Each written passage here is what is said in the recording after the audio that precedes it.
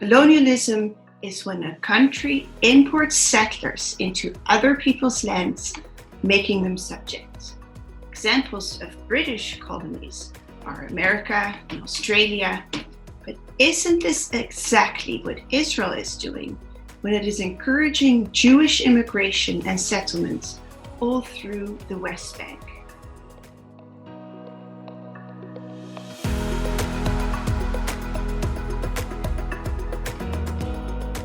To answer this question, we have to go back to the time of World War I, when empires and their colonies hung in the balance.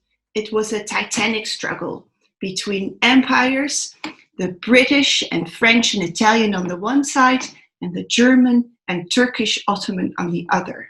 The costs were great, but so were the potential gains, because the winners could legitimately confiscate the losers' colonies with all their rich natural resources. Except that this time things were different. The American President Woodrow Wilson insisted that the empires were part of the problem, and the solution was self-governance and democratic self-rule of subject peoples. But of course, what to do when the indigenous people weren't mature enough to govern themselves? The Peace Conference of Paris in 1919 gave the answer. There it was decided to install a mandate system. The Allied forces were given responsibility over the newly liberated territories and helped the indigenous people to get ready for self-governance.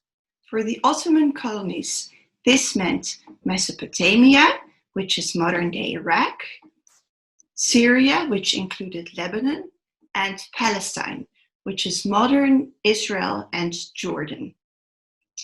And Palestine would be given to the Jewish people. But the Jewish people at the time were only about 10% of the indigenous people.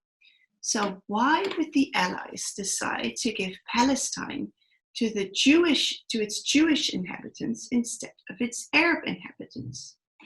Well, at the San Remo Conference in 1920, which completed the work started in Paris a year earlier, the Allied leaders came together to decide who the lands belonged to and which of them would be mandated to prepare them for self-rule.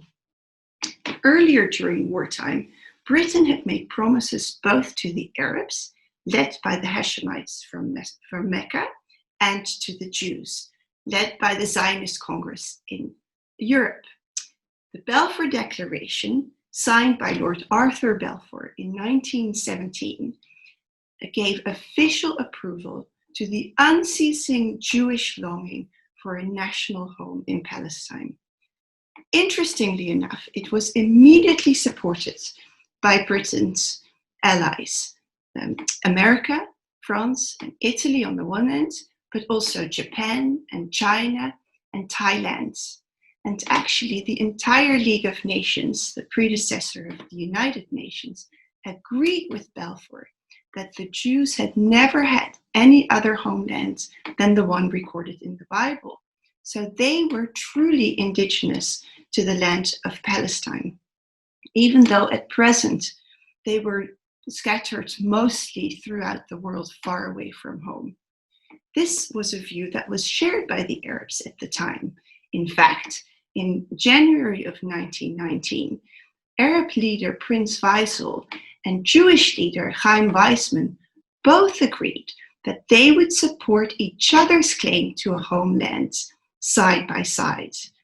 And this is effectively what was granted to the Arabs and the Jews at the San Remo Conference in April of 1920.